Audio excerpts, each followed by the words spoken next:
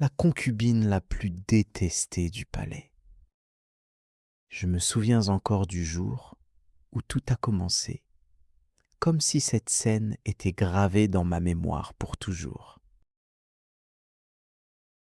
À cette époque, j'étais un jeune serviteur du palais impérial, un immense endroit rempli de jardins magnifiques, de pavillons élégants, de fontaines silencieuses et de couloirs si longs qu'un homme pouvait marcher plusieurs minutes sans croiser personne.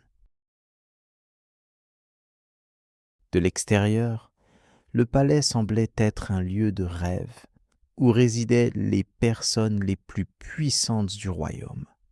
Mais ceux qui travaillaient à l'intérieur connaissaient une réalité bien différente. Derrière les sourires, les vêtements luxueux et les cérémonies grandioses se cachait souvent la jalousie, les rivalités et les intrigues.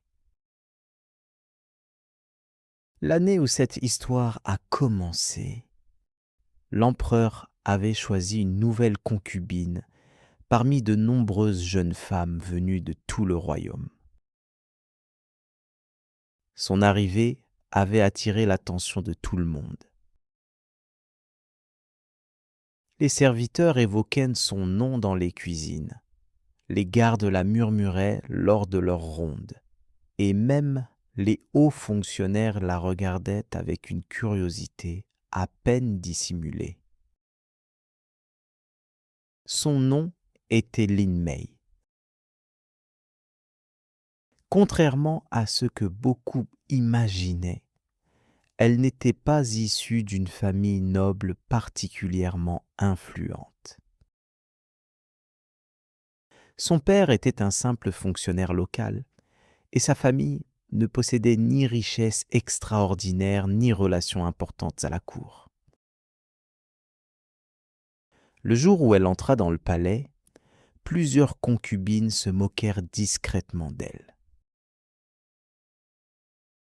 Elle portait des robes couvertes de broderies précieuses, tandis que la nouvelle venue semblait beaucoup plus simple. Pourtant, dès les premiers instants, quelque chose chez elle attirait naturellement l'attention.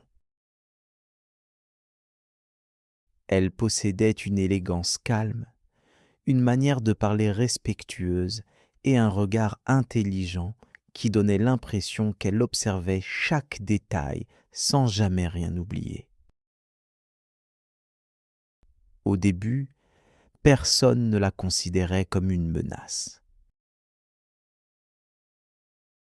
Les autres concubines étaient convaincues qu'elle disparaîtrait rapidement parmi les dizaines de femmes qui espéraient attirer l'attention de l'empereur.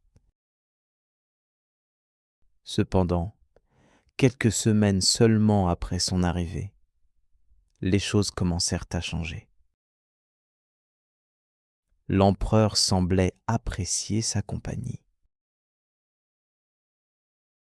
Contrairement à beaucoup d'autres femmes qui cherchaient constamment à impressionner le souverain, Lin Mei parlait avec sincérité.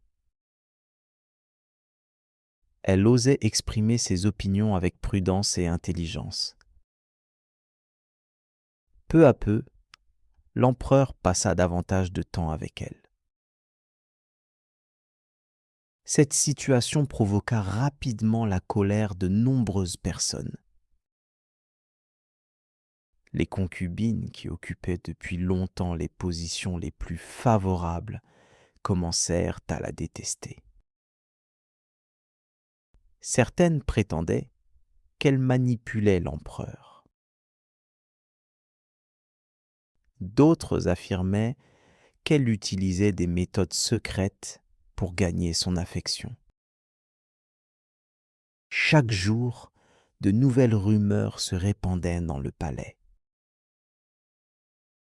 Moi, qui travaillais souvent près de ses appartements, j'eus l'occasion de l'observer à plusieurs reprises.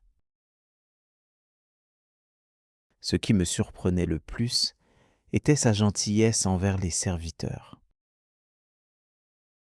dans un lieu où de nombreux nobles faisaient comme si nous n'existions pas. Elle prenait pourtant le temps de remercier ceux chargés du thé ou des repas. Lorsqu'un jardinier âgé tomba malade, elle demanda même à son médecin personnel de l'examiner. Ce genre de comportement était rare au palais. Malheureusement, sa popularité auprès des employés rendit certaines concubines encore plus furieuses.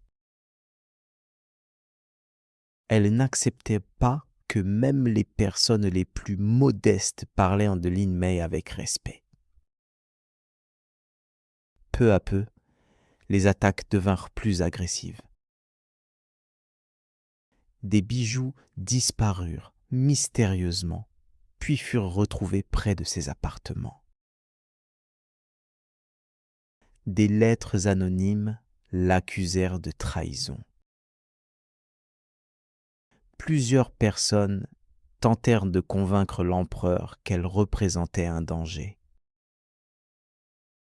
Je me rappelle particulièrement une soirée d'hiver où une réception importante était organisée dans le grand pavillon.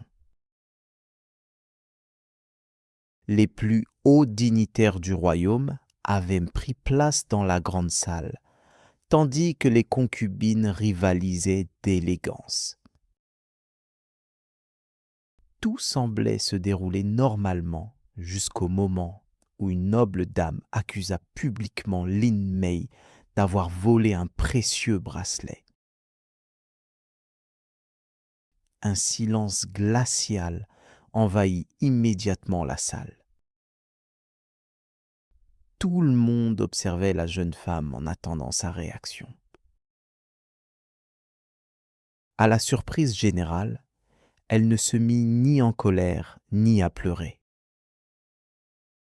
Elle demanda simplement que l'on mène une enquête complète.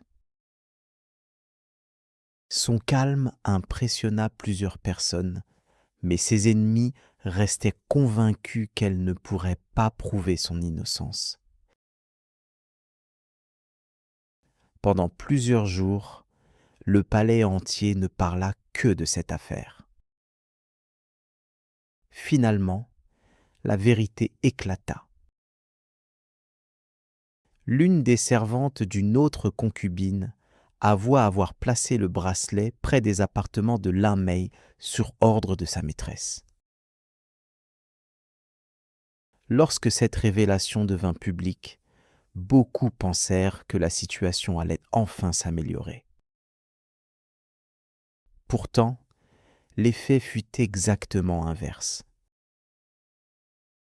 Les adversaires de Lin Mei comprirent qu'elle ne pouvait plus l'attaquer facilement et leur haine devint encore plus profonde. Les mois passèrent et la jeune femme continua à gagner la confiance de l'empereur. Elle l'encourageait à écouter les problèmes du peuple et lui présentait souvent les pétitions des habitants les plus pauvres. Certains ministres commencèrent même à reconnaître discrètement son intelligence. Cette influence croissante inquiétait énormément ceux qui profitaient depuis longtemps de leur pouvoir. À cette époque, une terrible sécheresse frappa plusieurs régions du royaume.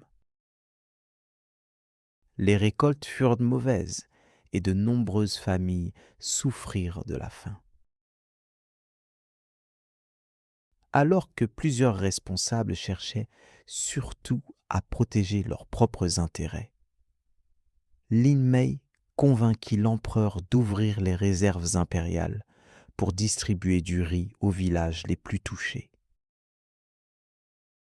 Cette décision sauva probablement des milliers de personnes.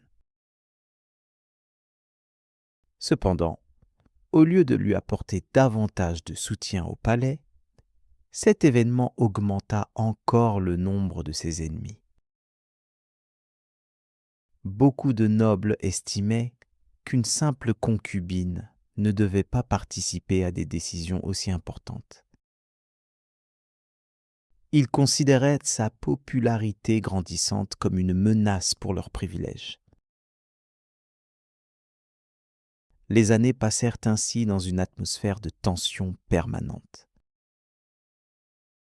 Malgré les complots, les rumeurs et les humiliations, Lin Mei conserva toujours la même attitude digne. Je ne l'entendis jamais insulter ses adversaires ni chercher à se venger. Cette capacité à rester calme impressionnait même certaines personnes qui ne l'appréciaient pas. Un jour pourtant, un événement changea définitivement le cours de son existence. L'empereur tomba gravement malade. Pendant plusieurs semaines, l'inquiétude domina tout le palais. Les médecins entraient et sortèrent de ces appartements à toute heure du jour et de la nuit. Beaucoup de personnes qui prétendaient être loyales commencèrent déjà à réfléchir à l'avenir et à la manière de protéger leur position.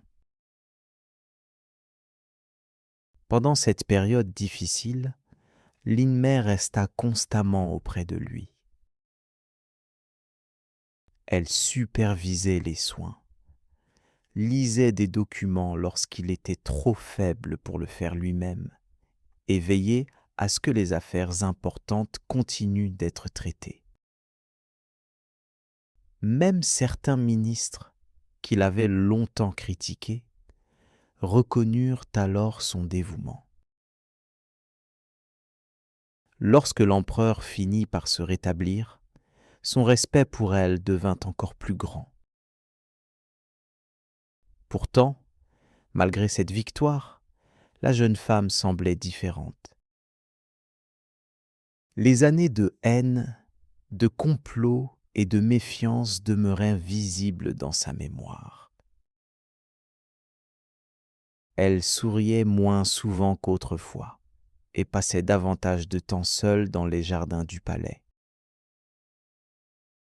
Je me souviens de l'avoir aperçue un soir au bord d'un étang couvert de fleurs de lotus. Elle regardait simplement l'eau en silence. Pour la première fois, elle paraissait fatiguée. Elle avait obtenu l'affection de l'homme le plus puissant du royaume, mais elle avait perdu quelque chose d'autre en chemin, la tranquillité de son esprit.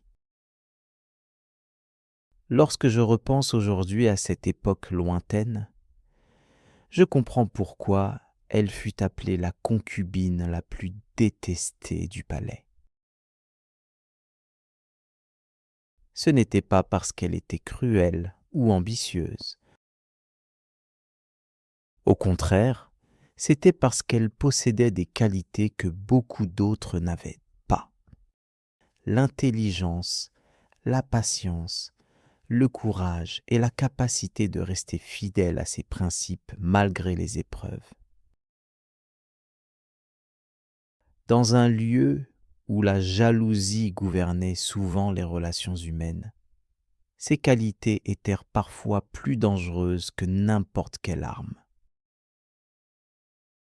Des années plus tard, son histoire continue d'être racontée dans tout le royaume. Certains se souviennent d'elle comme d'une femme influente, d'autres comme d'une victime des intrigues du palais.